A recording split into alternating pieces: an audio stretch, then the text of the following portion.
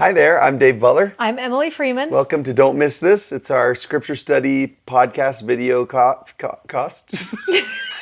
Video cast.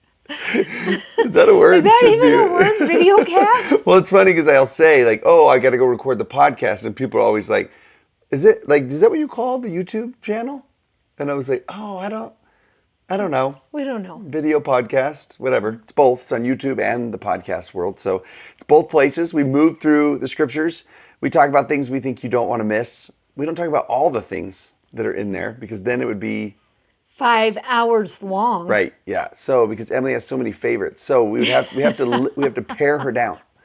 And just a couple of things throughout. It's summertime. If you're in the top half of the world. Yes. Shout out to all our New Zealand, Australia folks. G'day. But it is summertime, no school up here. Which is so fun. We have great ideas for you for this Yeah. segment for this week. And going to try and go a little bit quicker on them because it's summer and maybe you kind of want to have at least a quicker idea versions for things, you know?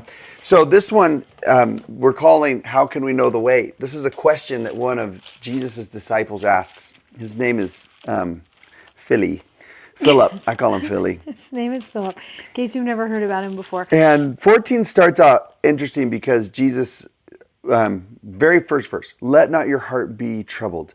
You believe in God, believe also in me. And then gives this imagery of his father's house that has many mansions in it. Almost as if to say, like, listen, you've never been to a house like this before, but there's going to be room for all of you. Like, don't be troubled. Like, things are going to work out. Everything's going to be okay. I'm going there, and I'm going to prepare a place for you that you can come also. And then it's not really Philip. Well, Thomas asks first. Yeah. Then Philip's going to ask another question. But Tommy, I call him Tommy. He says... No. Jesus gave him nicknames. Plus, everyone wants to call him Doubting Thomas. I'm giving him like an endearing name. Okay. He says, Lord, we know not where to go, and how can we know the way? Because he says in the verse before, in 4, whether I go, you know, and the way, you know. You know where I'm going, and you know how to get there. And I love when Thomas is like, no, I don't. No, we don't. Like, we don't know where to go. Yeah. How are we going to get where we're supposed to be? And that's the question that kind of like sparks this whole discussion that will last a couple chapters with Jesus between he and his disciples, right? Is we actually don't know where you're going, and how can we know how to get there? Like, teach us how to actually do that. We want to know. Yeah, which I love. I just love that thought because so many times I feel like we ask that same question is like, I want to be closer to Christ, but how do I know the way? And like we were just doing on our other podcasts, we did just this week, or I don't know, on Inklings and Revival, Jesus Christ is relief. And I feel like on ours, I don't know if you went into this, I haven't heard yours yet, but just the idea of there is that promise. And in these chapters, there's a promise of peace, a kind that the world doesn't give. And there's a promise of comfort and cheer and love. And there's a promise of relief. And you hear it spoken, but then your next natural question is like, okay, great. But how do I actually get that? Yes. Yeah. And we love this thought as we start going into this about the way. It's so interesting because that word way could have been translated as, what is the road that I would walk? Or it could also have been asked like this: how do we progress to be able to get where you are? Or, this is my favorite of all of them, it's a journey. There is a journey. What is the journey that is going to get me there? And I love that thought of this journey that is going to take place and maybe what that journey would look like. We had this opportunity to go to Israel, just barely. That almost sounded like people didn't know. I realize we've been there. When we were in Israel, I thought you were going to say like the moon. It was. And we were just in Israel. And when we were there, you also know this about me, I'm super intrigued by the Jesus Trail. Like, it is on my bucket list of things to do. And if you haven't been watching recently, the surprise in the story is when we were there last time, I actually broke both the bones in my leg. And so it's kind of put a damper on my enthusiasm of being able to actually do that walk, which David's really happy about because the walk is 40 miles if you do the whole entire thing, which I was up for, everybody. Then David said, I won't camp outside. So that started to put a little crimp in my plans. Said we can't do the full 40 miles. We have a group coming. Like there wasn't enough time. I felt great about the 40 miles. And I didn't push her down the hill. Yeah, he prayed instead. He was like, please don't let Emily make me walk 40 miles. That's exactly what happened. So I'm just going to tell you one of my greatest regrets right now that I think is so interesting as you think about this. We were up at this old synagogue that is just at rocks now. And it's where you have this great view of the Jesus Trail. And there was this man on one of our trips named Chip, who I love. And he has the same enthusiasm for life that I do. So it's probably good that we don't see each other every single day because he was like, let's walk the trail. Let's walk it right now. I'll do it. I'll do it right now. And it was the end of the day. All we had left was go check into the hotel and eat. That's it. That's all we were doing. And the hotel was close. It was like 20 minutes away. And he's like, who wants to do it? Let's do it right now. And my first inclination was me. I said to Greg, I actually think I might do this with him right now. Would that be crazy? And then Greg was like, no, you can't because we have to get everyone their keys. We have to make sure everyone knows where their dinner is.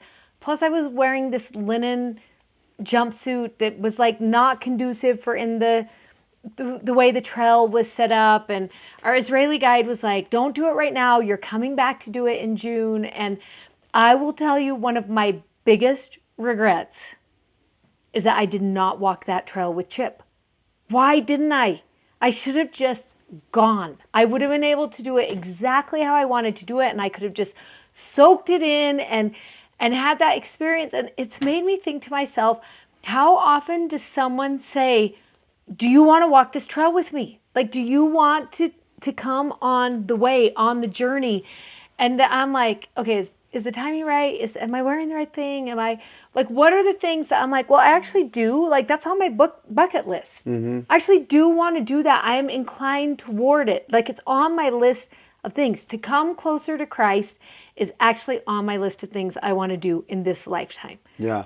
But that other things get in the way and other people get in the way. And not saying any of those people were bad because I love Greg and Elon and they are smart. But it's made me think to myself, I should have walked the trail. I should have done it sooner.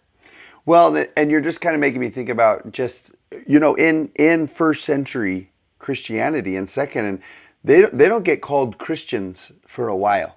What they called it was the way. They actually called, if I'm a Christian, I'm a follower of the way is what those were the words that they actually used. And so it's making me think about this idea of there are so many distractions to following the way. Yes. And there will always be reasons not to, and there will be things that will get in the way, of doing that, of the way. Right? Yes, and that is something that I think to myself, we actually have to choose to prioritize probably creating that relationship. We have to prioritize, I am going to walk the way and I'm going to choose that, as part of what I'm doing in my life. And we will go back and we will do it.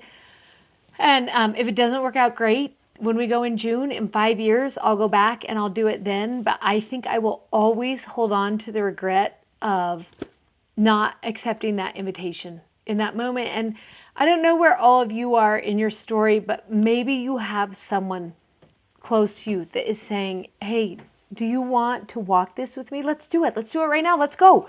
We could go. It's so easy. We could leave from right here. He pointed out to me right where we were going to start from. And sometimes I just think you need to have that okay, I'm going to do this. Just begin. I'm just going to start. I'm going to do it. And it's interesting because that's how this whole book started. John 1 was Jesus' invitation that was, hey, come and see. And there could have been a lot of I don't have time today. I'm this, and this, but it really started with, And I think you meant this, but I would replace your word easy with actually simple. Like it's actually really simple. There That's might be good. some hurdles to overcome. That's true, but it's actually pretty simple. He says, just come. Yeah. Like walk the way Yes. with me. In fact, his answer back to Thomas in chapter 14, verse 6 is he says, I am the way and I'm the truth and I am the life. You know, that life that he promised that you can live more abundantly and more full. He's like, it's me. It's in relationship with me. And I had this thought this morning at the gym, you know, as I was just kind of thinking about these chapters coming up, that I was like, you know what? The best thing about following Jesus is Jesus. That you get to be in companionship and relationship and in his presence. Like if you want to say like, what is the way? It's like, it's walking with him. That is actually what it is. And that really is so true, because I will tell you, as much fun as you're going to be on the Jesus Trail, So fun. I would have loved it with Chip's enthusiasm. I really would have. And I love that what he's teaching us here is, who would you rather walk the Jesus Trail with than Jesus? Right. That's the best part of the whole trail. Is him. Yeah. And to realize that it really isn't going to matter. I mean, surround yourself with people who are doing it and doing it well and are bringing that enthusiasm to it. But the most important person on the journey is going to be him, which I love. And we love that this is going to take us into this abide, the thought of abiding with him. And what does abiding with him actually look like in a life? So this is, if you don't know Brother Lawrence, you can go and read his little book. It'll take you like 25, 30 minutes to read it. It's just like some of the thoughts and things that he learned as he lived. First is in a monastery, but then sort of discovered this idea of that, it actually doesn't require you to like separate yourself fully. And this is one of his best lines. He says this: the time of business does not with me differ from the time of prayer. And in the noise and clatter of my kitchen, he was a cook. That's what he was. In the noise and clatter of my kitchen, while several persons are calling for different things, possess God in a great tranquility as if were upon my knees at the blessed sacrament. And he's teaching us something about where I guess that way actually is. And he's teaching us that he's saying, listen, it's not somewhere different than where you already are right now. That you can be in the clatter of the kitchen and you can abide in and be in the presence of God. And God can be in your presence also. We were talking before this started that, you know, we all kind of grow up, and if we were to ask our kids, you know, or ask our classes, like, where does Jesus live? Where does God live? I bet I'd put a little bit of money on this too. So text me if you want the over under for this. But that 90% plus are going to say in the temple, that's his house. Or the church, maybe that's his house. And I think it would be really powerful to say that is true. But what's also true is he's in this living room and he's in this classroom.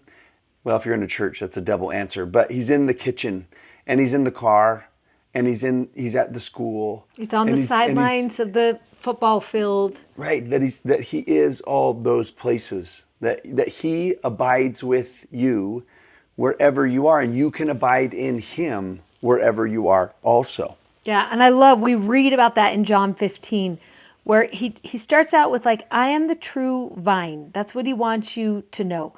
And then he says in verse 4, abide in me and I in you. Because as the branch won't bear fruit if it's just by itself. Like if I went out right now and cut that branch off my cherry tree that is blossoming, it's prepared to bear fruit, and I cut it down and brought it in my house, that fruit will never come. It had the potential, but the fruit will never come. And he's teaching you that it won't bear fruit of itself unless it is in the vine. And that's the same for you, is you can't do that either unless you are abiding in me. But I love that thought where he's like, I think sometimes we get caught up in, okay, if I'm going to abide in him, I need to go to the chapel. I need to go to the temple. I'm going to have to go to the places where he is. And I love his reminder in verse 4. No, I will also abide in you, which means I'm in the kitchen. If Right. you're in the kitchen, or I'm on the walk if you're on a walk, or I am in the hospital room in the middle of the night.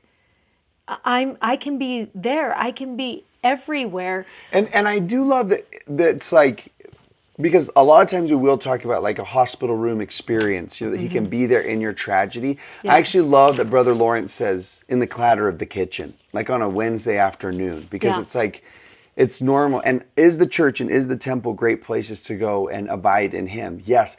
But I don't, they won't happen nearly often enough. Yep. And I love when you told me this quote earlier, there was more to it because you said these two lines that I loved. And maybe we're doing it at the end, or if we're not, let's just hint toward him. Because he talks about the practice of God's presence. Yeah, that's his line. And the other guy quotes him in the quote in the Okay. end. But it is his Yeah. quote. Like, Where he's like, you need to practice God's presence in you. And so if before you haven't seen it in the kitchen, practice experiencing his presence in the kitchen. And I love when he's like, I know what it feels like when I'm taking the sacrament. I know what that presence feels like. So now how do I let him abide in me in all of those other places where Yeah. I can say, I can practice his presence in the kitchen, and I can practice his presence in the car, and I can practice his presence on the sideline of a football game. How do I start having that that holy walk in my life and allow him to abide in me? yeah. And it's cool because you go to the very end of John 14, he says this. He's talking with them throughout everything that you'll read in John chapter 14. And at the very end, he says, arise, let us go hence.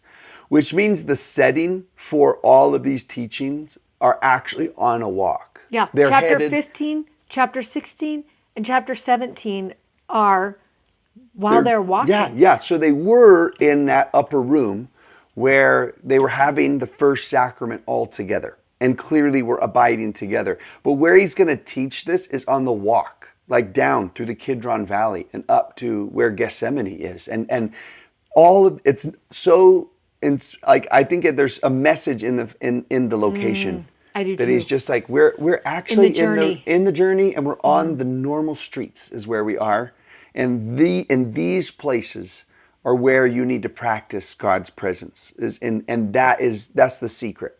Is Yes. if you can practice them in the normal places. And you love that as he's walking, as they're having that, let us go hence, and then he's teaching them as they go, that there are going to be these mile marker statements that you're going to see in here. And if you read through the Come Follow Me manual, those are going to be called out the same as we're calling them out here in our journal, that he's going to talk about love. He's going to talk about comfort. He's going to talk about being one. He's going to list out all of these mile markers, which I love, because when you go to the Jesus Trail, there's a cairn at the beginning that is like, this is it. This is where the trail begins in Nazareth. But then as you We walk, need a new word for that. a cairn, Yeah, it's just like it's too late. The whole world knows what it is. You just have to have it. I know, I just want to rebrand them. Okay, that has There's to be a a different rock day. tower. Then on the way, as you walk, you see this symbol. It's the colors of Israel. That's how you know what it is. But as you're walking, that trail is so narrow as you're walking. And there's a lot right now, because it's spring and so it's been raining. There's a lot of shrubbery that's growing. And so how you guide yourself is by these mile markers. That's how you guide yourself to know, oh, I'm still on the Jesus Trail, or it's called here the Gospel Trail.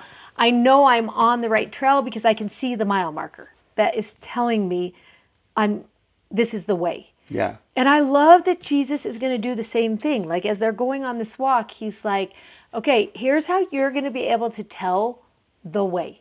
Or if I maybe another way to, if you're in my presence, these will be the fruits of my presence. Yes. Wherever you are. Yeah. Right? In all the different places that you may be, because it doesn't have to be on this specific road, right?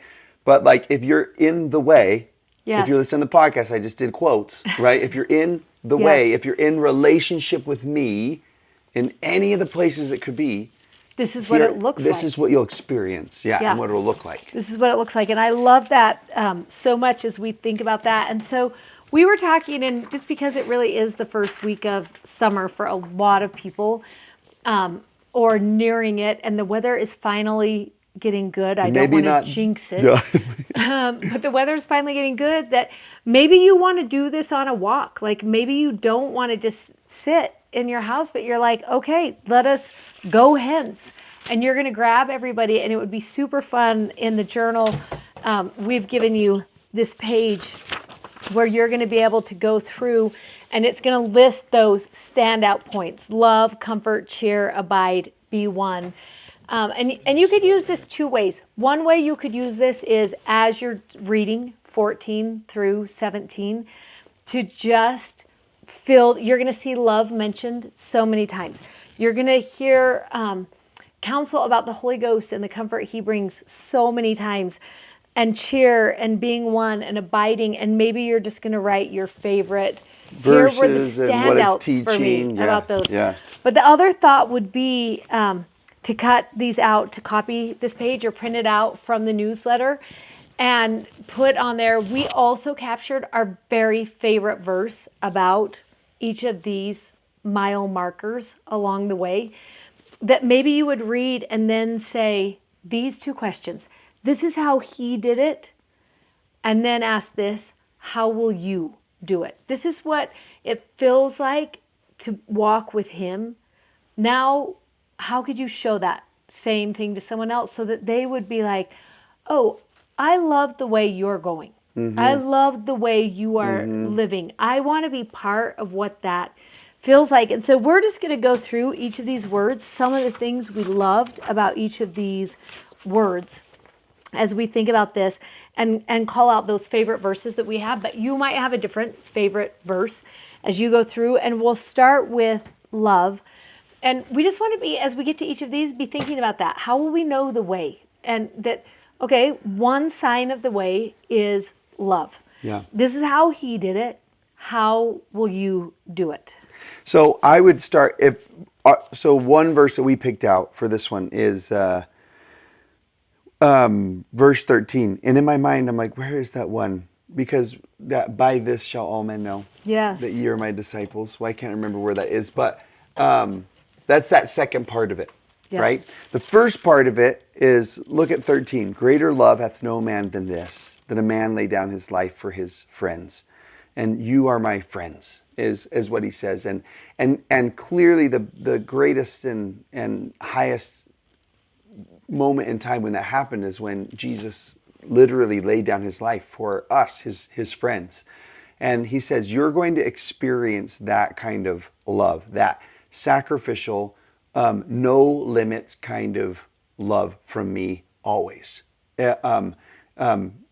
Accepted, encouraged, corrected, whatever that love is going to look like. He's like, you're going to feel it. That's part of living in relationship with me, is that you're going to feel like my friend, and you're going to feel that love. In fact, the name that we chose for Jesus this week for your poster on the printout and in your journal to kind of study is friend. He's like, I want to be a friend. And the Greek of that is words like a dear friend, a fond friend, an associate, a companion. You can't hear the word companion without thinking of like a missionary companion, and how that's or people will call their spouse that sometimes. This is my companion, and it kind of gives the idea of always, of consistency, of. But I do love those first two ones the best. Yeah. I pulled to you and touched the screen. Like a dear friend, fond, like I know you really well. Well, and there's something that is really sweet about having a true friend. That, like, have you ever had someone say to you, you don't need to do that for me. I don't need you to do that. And the answer back is, well, that's what friends do. Yeah, yeah. That there is just something unspoken or unwritten about what a friend will do. And often that does require setting aside your life for someone else in that moment and saying, out of what I could be doing right now and what I should be doing right now, I choose you over me. That's friendship. And it's just such a beautiful thing to think. That's love. I choose you over me Yeah. right now. That's what love looks like. And he showed it so well. He showed that way so well. I choose you over me is just the way he lived always. And that's something I want to be better at. Don't you just think I want to be better at I choose you over me in every situation that I'm in. Yeah, and then it's almost like a call, and it's almost like a natural response too, to be so loved in that way.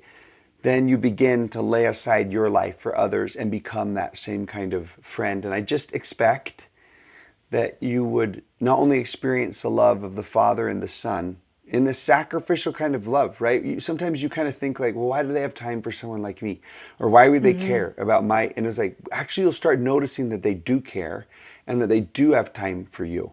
Like that's what it means to live in their presence, is to experience that. But you'll also see it and be inclined to give it, Yes. And that would be that great second question, is like, well, how will you lay down your life? And not like in a death way, but Yes. just like 1 hour at a time. How will Yeah. you lay down your life 1 hour at a time for someone else? Yeah, and for what they need and for what that brings to the table as such a covenant way of living. Yes, that's a word I was thinking. Yeah. Of just looking out for and we can't all be the giver all the time. Sometimes you are going to be the one in need, but I love when Mary Ellen Edmonds said, hopefully at those times there is a covenant person within reach.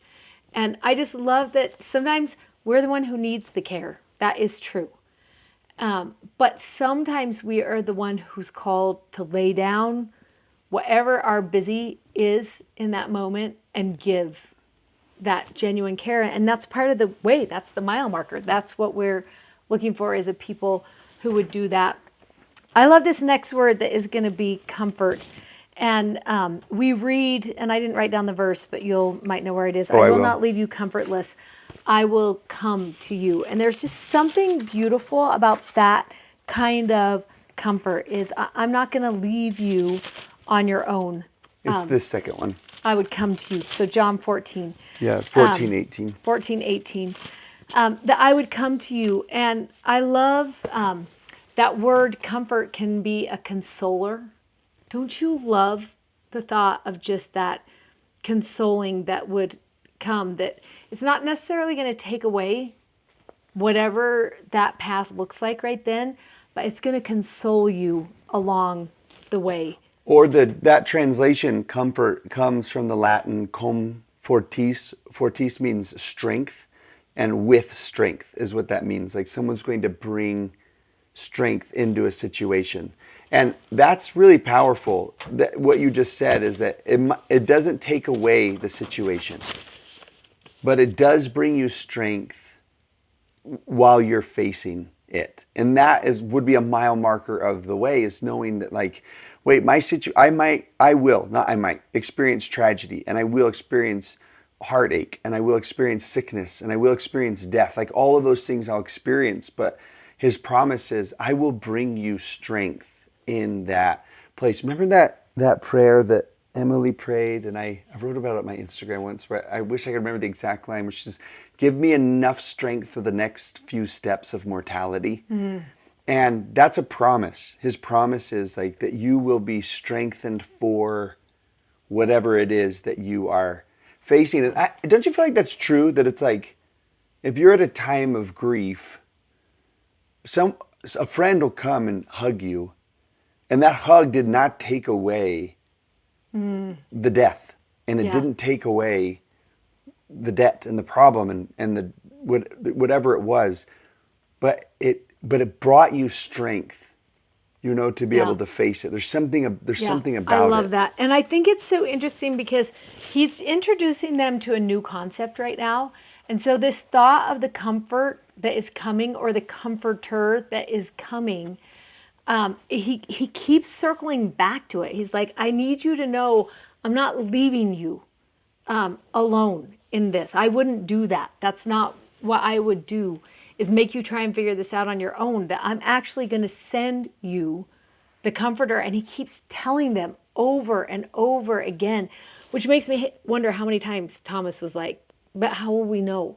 Yeah. How will we know the way? And I went through one of the times that I was reading these 4 chapters and just wrote down, what is the role of the comforter? What is this comfort that's coming? Because sometimes it's consoling through grief, but it's also this. Here are some of the jobs that I wrote down. He will teach you all things, which I love that. How do I parent well along the way? How do I help others along the way? How do I minister along the way? I love that he's like, oh, I'm going to send you someone who will teach you along the way. So be comforted. You don't need to worry about that. Someone's going to come who will teach you. I love one of his jobs, he says, is to bring things to remembrance, which I also love the thought of that too, because sometimes when you're walking the road, you're like, this part's too hard for me, or I actually don't have the capacity for this right now. That he would be like, oh, let me help you remember that time when you actually learned everything you needed for this part of the trail that you're on. And let me also bring to remembrance times when I have strengthened you. So if I have done it before then, why would I not do it now? I love that he's like, oh, the one who I'm sending you is going to bring things to your remembrance that will strengthen you. He says he will guide you in all truth. I'm sending you a guide. I love this too. He's going to show you everything that's coming. Like he will prepare you. I love that he's like, don't be so worried about the way. I'm actually sending you someone to help you along the way. And it comes back over. It's not all in one little spot.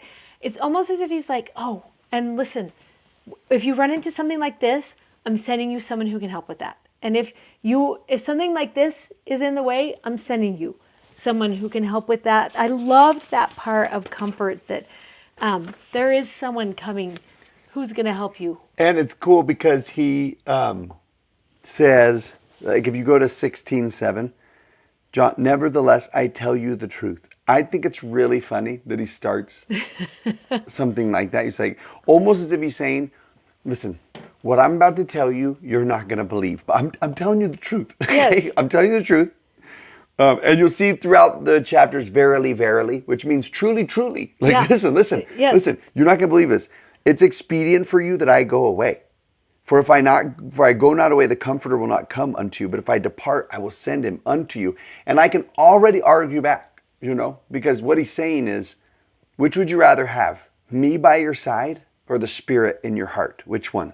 And that's an easy you, is what people are going to say. And he was like, no, I actually promise you, what you want is that Spirit in your heart is what you want. And it's interesting that he just has to remind him and tell him how good this is going to be. Yeah, and I love that he's like, I'm not lying to you. You're going to love him. Something good's coming. Yeah. Something good is coming. And it will happen in a way, there's something about you journeying and abiding with me without me being physically next to you, but in your heart and in your story and in your presence, that's going to be more powerful than me actually walking next to you. Yeah. I love this word cheer so much. And I think sometimes we accidentally, when we say the word cheer, we want you put the synonym as happy or joy or that kind of feeling. And I love that in the Greek, it actually means courage. I'm going to send you courage and comfort. That's what cheer is. And it makes me think of an encourager. That's what, when you're on the way, you'll know it's the way, because there will be encouragement happening there. And you're going to feel it from me. I will bring you good cheer. I will encourage you. But also we should be encouraging others along the way, wherever they happen to be on that road. And I love when he says this in verse 33 of John 16, in the world you will have tribulation. I love that he's like, your life is not going to be easy. The way is not easy. You're going to have tribulation. But he says, be of good cheer, or feel encouraged right now, because I actually have overcome the world. I've overcome those hard things. So you're going to feel them, but they're not going to destroy you on the way. And I just love that thought of that encouragement factor should be part of the way. Because sometimes I think we forget it. It reminds me of that quote by, I think it's Martin Luther who said it, where he says, each of us has a place in this battle, and we all have to stand at the place that we have been assigned. But there's nothing that prevents us from calling out encouragement to each other. And I love that thought of just how do we encourage it. It reminds me of that bishop I had many, many, many years ago, like decades ago. And we were sitting in a bishop's office talking, and he said, we were going through the names of people who were struggling just with hard things. And he would ask the same question every time. Is anybody cheering for them? And then he would list down who was cheering for them. And as long as he felt like they had enough people cheering for them, he would move on. And if they didn't, we would stay there until he felt sufficient, which is so interesting. Greg and I last week were having a talk last Thursday as we were getting ready in the morning, and we were just talking about people who carry really hard things. And as we talked and we were talking it out and how had we seen people get through hard things like that with success, we started just thinking about our own kids. And one of the things that was true for us, and particularly with Garrett, as he was trying to make that transition through a really rocky path, is it was actually bigger than what he could handle. And it was also bigger than what Greg and I could handle as in that guardian role. It was too big for us. It could have destroyed all three of us. And what worked is other people joined the circle of people who were cheering for Garrett until there was this team of people that we all helped the other person cheer Garrett on, and he made it through that rocky patch. But it's such an interesting thing we were talking about, Greg and I, because most of those people were men in the ward who were between the age of 25 to 40 would be my guess. And they just circled in and they became part of that group that helped. And now Garrett's older and he's married and he has 2 kids and he works at the priest quorum, and his life is, the way is a little bit easier now than it was. But those men have not left his circle. And I love that every year they will sign up for an away game with him. And they all fly in from wherever they are. And they go out to dinner the night before and they spend time together. And that assignment became not like a 1-year assignment on a piece of paper. We've got to be responsible for this. But it became their life was that. And I had said to Greg, what if we are doing ministering wrong?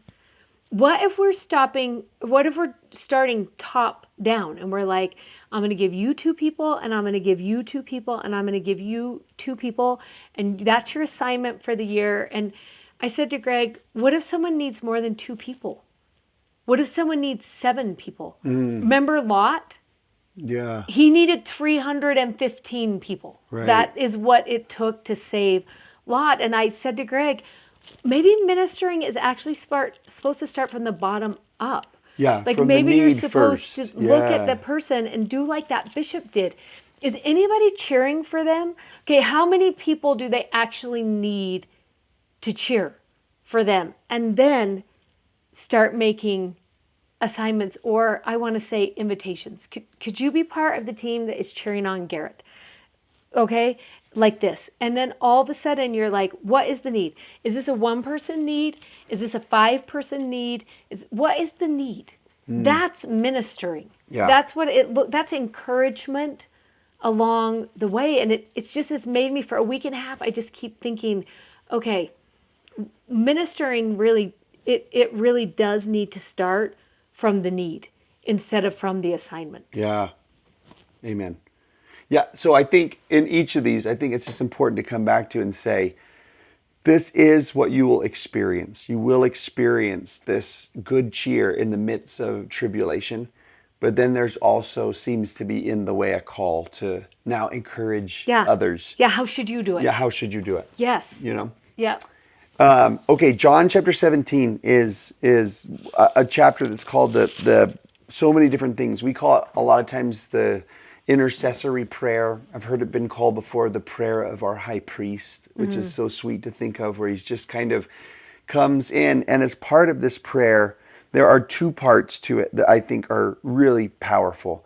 The first one is that verse 3 that's in John 17, which almost we want to end on. So I think we go to 21 and 22 where he says, this is part of his prayer. It's a prayer for his disciples. It's a prayer for those of us who are trying to walk in the way. And he says, I don't just pray for them alone, verse 20, but for them which also will believe on me through their word. Anyone who comes into this path, I'm praying for all of them. And this is a prayer for you and for me. And he says that they all may be one, as thou, Father, art in me, and I in thee, that they also may be one in us.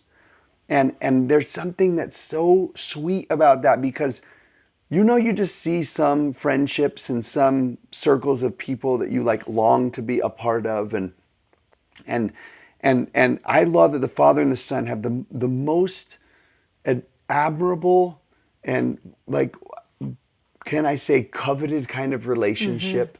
Yes. And that they don't think you're going to ruin it if you come into the circle. Yes, I love that so much. And they're it's like, not exclusive. Right. It's inclusive. Right. And it's like, we want you a part of this. In fact, it won't be as good without you. And that's his prayer. His prayer is that we can all share in this same sort of devotion and love and friendship and comfort and cheer with each other. Let's all experience this, all together. You're invited in. There's something about there's Zion is like that. That's the word that Joseph seemed to use to like try and encapsulate what that might look like, all together. And so there is that's prayer. That's part of this. It's a marker of this, that you will be in this fellowship, Yeah. not with just the Father and the Son, but with all those who choose to walk this way together. Which I love that, because it's so fun. We love those journeys where 85 people join. You want to walk to the temple? Let's take 85 people with us. You want to tour Jerusalem? Let's take 94 people with us. It just is, it's more fun the more people. And I love that that's Jesus's personality. Right. It's more fun with more people. Yeah. One of the marks of the way is, and the fruits of his presence is inclusion. You will feel a part of it. You will not feel like you will have all of your own arguments of why you shouldn't be included. But if you will take time to really listen, you'll notice all of those arguments are coming from you and none of them are coming from him. Because he will actually have a rebuttal to every single one of them. It's so and good. then there's the call, right, which says, okay, now go and do that with others. Like, bring them all in. That verse that I skipped that's so good is 17:3, that Jesus says in this prayer, this is life eternal. And I think it's so rad that he doesn't say, and that will be life eternal. Yes. It's a present tense experience. This is life eternal, that they might know you, the only true God, and Jesus Christ, whom thou hast sent, to be in this deep, abiding relationship with them, to experience comfort and cheer and love and friendship and all of those things. Like, that's what I'm saying when I say life eternal. And you can have it, Brother Lawrence says, in the clatter of the kitchen. Yeah. It can be experienced anywhere. Before I read this, while you were talking about that cheer, and this line from oh my gosh, Lord of the Rings. Oh, I can't wait. I stumbled upon this years ago, and I thought about it when you were talking about that cheer, and it reminds me of this whole concept of what it looks like to abide in, to experience life eternal. Pippin is one of the hobbits, And Gandalf, you remember, is the wizard, and he's kind of seen as almost like this Jesus type figure, Yes. in the books. And it says this: Pippin glanced in some wonder at the face now close beside his own, for the sound of that laugh had been gay and merry. Yet in the wizard's face he saw at first only lines of care and sorrow, though as he looked more intently he perceived that under all there was a great joy, a fountain of mirth, enough to set a kingdom laughing, were it to gush forth. And Jesus is literally in the hills of Gethsemane and on the eve of crucifixion. And his words are of comfort and cheer and love and friendship. Yes, he has tribulation, but he's showing them what that looks like. There will be care and there will be sorrow, but underneath it all is a sort of joy that would set a kingdom laughing if it were to gush forth. This guy, Dallas Willard, who you might want to become fake friends with, or real friends if you ever find him, but he said this about this whole idea and concept and what it might look like to a pragmatist who's asking, like, remind me again, how do I do that? I want to experience that gush. I want to experience all of these things. And he says this: the first and most basic thing we can and must do is to keep God before our minds. This is the fundamental secret of caring for our souls. Our part in thus practicing the presence of God is to direct and redirect our minds constantly to Him. Which I want that to be the new definition of repentance. Don't direct you? and redirect your mind constantly to Him. Yes. That is repentance. Yes. It's to direct and to redirect your mind constantly to Him. And then when you talk about practicing daily repentance, you're like, oh, this is what I'm practicing. Yeah. Is directing and redirecting my mind constantly to Him. And this next line makes you think like, oh, and it is to something better, right? He says, in the early time of our practicing, those of us who are on day one of this, here's your encouragement. We may well be challenged by our burdensome habits of dwelling on things less than God. They are going to keep coming back to us. It's what happens. But then here's this good news. But these are habits. They are not the law of gravity, and they can be broken. A new grace-filled habit will replace the former ones as we take intentional steps toward keeping God before us. Soon, our minds will return to God as the needle of a compass constantly returns to the north. If God is the great longing of our souls, He will become the pole star of our inward beings. Oh, the way. Right. It's the way. It's also the best definition of repentance I've ever heard in my entire life. Both of them. So this is the invitation. This is the call. This is walk and live in the way. We both went to the launch of our friend Emily's new charitable part of her business. Serenoni is a business that she runs, and it was the sweetest story too when you think about the way, because she talked about her and her husband have a business where they create blankets, and a long time ago they decided they wanted fluffy to, and bestest blankets that are on they really the are. planet. And they thought about people who were going through cancer, and particularly the infusions where they're so cold. And they were like, her husband was like, I don't want to do something far away from us to care for people. I want to care for people here. And so they came up with this plan that they were going to donate these blankets particularly to people who were in cancer centers and going through those infusions, that they would have that just soft comfort. And I love that they call their program that they care. That's what it is. And what they didn't know is 4 months into that plan, her husband would be diagnosed with cancer and die within weeks before that plan was even fulfilled.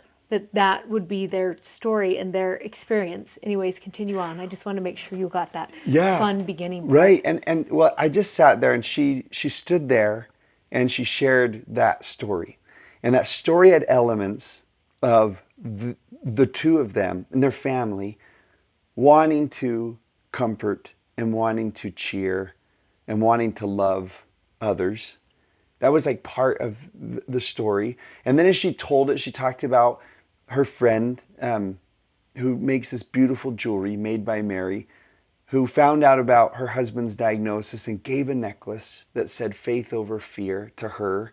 And then she talked about like just other people in the room who had given cheer and comfort and love. And it was so like, I sat there and I just watched it, and I watched her, and she stood there like a woman who's been through just a tragedy no one ever wants to experience.